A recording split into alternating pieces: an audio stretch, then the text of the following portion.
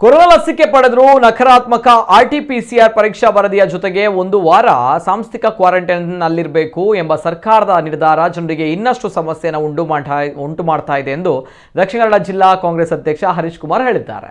ಪತ್ರಿಕಾಗೋಷ್ಠಿಯಲ್ಲಿ ಮಾತನಾಡಿದ ಅವರು, ಮಂಗಳೂರು ಹಾಗೂ ಕಾಸರಗೋಡು ಎರಡು ಅವಳಿ ನಗರಗಳಾಗಿದ್ದು ದಿನನಿತ್ಯ ಸಾವಿರಾರು ಸಂಖ್ಯೆಯಲ್ಲಿ ಜನರು ಓಡಾಡುವ ಪ್ರದೇಶ. ಹೀಗಾಗಿ ಸರ್ಕಾರ ಸ್ಪಷ್ಟ ನಿರ್ಧಾರವನ್ನು ತೆಗೆದುಕೊಳ್ಳಬೇಕಿತ್ತು ಅಂದರು. ಇನ್ನು ಇದೇ ವೇಳೆ ಗಣೇಶೋತ್ಸವ ಆಚರಣೆ ವಿಚಾರಕ್ಕೆ ಸಂಬಂಧಪಟ್ಟಂತೆ ಮಾತನಾಡಿದ ಅವರು, ಗಣೇಶೋತ್ಸವ ಹತ್ತಿರ ಬರುತ್ತಿದ್ದರೂ ಸರ್ಕಾರದಿಂದಾಗಲಿ ಅಥವಾ ಜಿಲ್ಲಾಡಳಿತದಿಂದಾಗಲಿ ಈವರೆಗೆ ಯಾವುದೇ ಕಾರ್ಯಸೂಚಿ ಮಾರ್ಗಸೂಚಿ ಬಂದಿಲ್ಲ.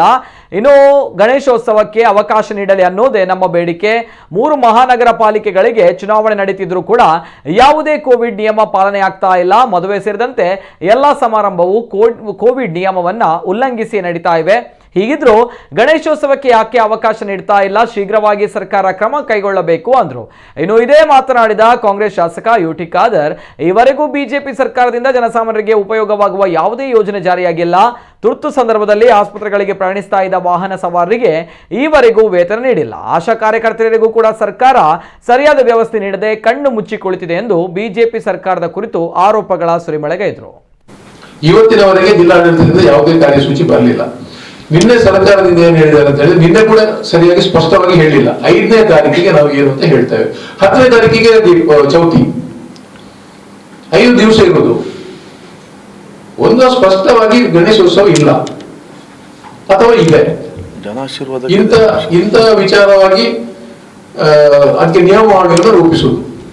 ಗಣೇಶೋತ್ಸವ ಮಾಡಬೇಕು ಅಂತೇಳಿ ನಮ್ದು ಗಣೇಶೋತ್ಸವಕ್ಕೆ ಅವಕಾಶ ಕೊಡಬೇಕನ್ನೋದೇ ನಮ್ಮ ಬೇಡಿಕೆ. ಜನಾಶೀರ್ವಾದ ಯಾತ್ರೆ ಇದು ತೊಂದರೆ ಇಲ್ಲ, ಏನದಕ್ಕೆ ಕೋವಿಡ್ ನಿಯಮ ಇಲ್ಲ.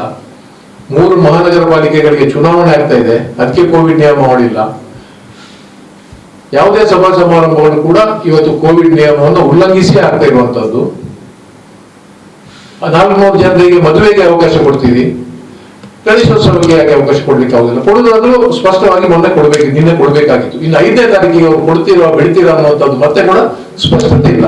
ಶೀಘ್ರವಾಗಿ ಇದರ ಬಗ್ಗೆ ಸರ್ಕಾರ ಕ್ರಮ ಕೈಗೊಳ್ಳಬೇಕು, ಒಂದು ಸ್ಪಷ್ಟತೆಯನ್ನು ಕೊಡಬೇಕು ಅನ್ನುವಂಥದ್ದು ನಮ್ಮ ಮನವಿ.